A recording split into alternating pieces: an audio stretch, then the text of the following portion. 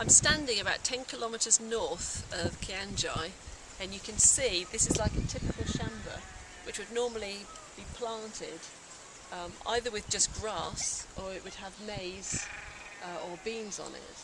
But there's been no rain here for 3 years, so it's completely dried out. But I've stopped here particularly because if you turn around you can see there's a little stream running down here. And just down here people are gathering water to irrigate. By irrigating, they're able to grow. What a rain will do. Hi. This shows what the area is normally like. It's hard to imagine because the whole place is like a dust bowl at the moment. It's hard. What we've seen is and this is what it's normally like here. They get rains in March and October and it's abundant with food. So this famine is really unique in the area. So God willing, this October they will get more rain and we'll turn it from this dust bowl back into that. Vegetable patch that anybody would be proud of. The Methodist Circuit of Kianjai is made up of 14 individual churches, and Stella, the minister, had arranged for those churches who had more to distribute food to those who had nothing. So I went along to see how they got on. So we've just arrived. We've been driving about half an hour up to this little village, and we've brought the food, and this is the conditions people are living in. Dry, dry, dry. Very, very dry.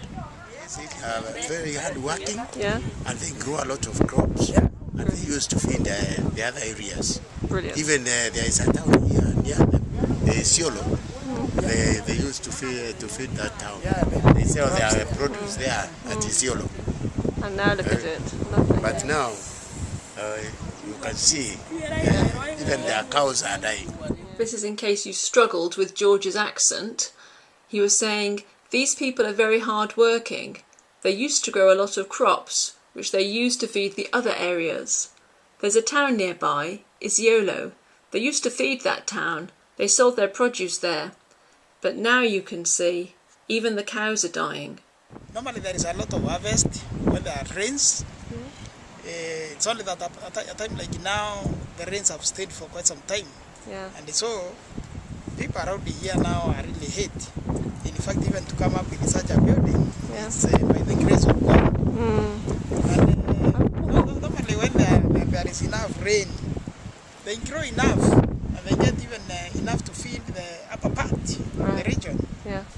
Yeah, but I don't think now they have to be supplied with something. Oh, what do they normally grow, Samuel? They grow maize and beans. Yeah. Yes, actually, mostly beans and beans. Mostly beans Even cotton, yes. whether it's clay soil. Yeah. Normally, there is a lot of harvest when there are rains. It's only at a time like now, the rains have stayed away for quite some time, and so people around here now are strained.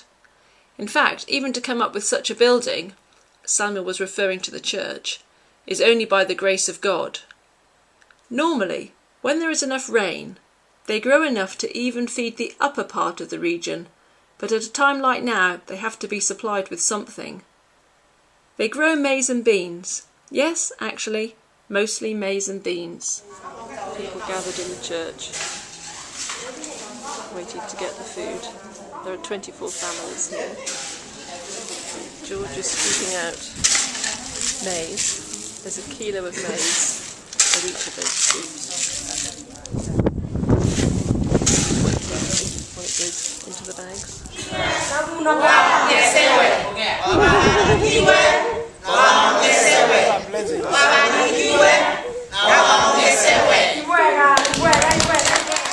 Everybody in the church blessed us for the food, and we moved on to another Methodist church, the Church of Lairangi.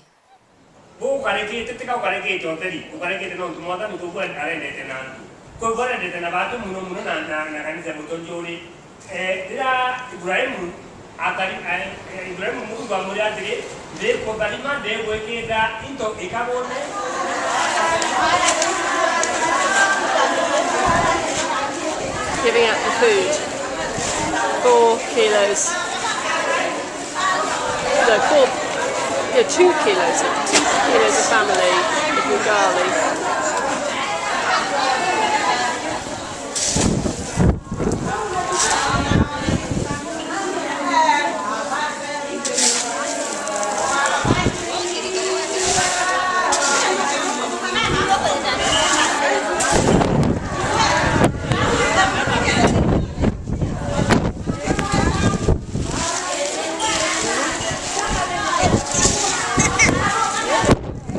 A family of 4 needs a kilo of maize and half a kilo of beans a day to survive. This will cost £5 a week. We hope you can help us support them over the next 26 weeks until the harvest. Thanks for watching this video and for giving it your thought.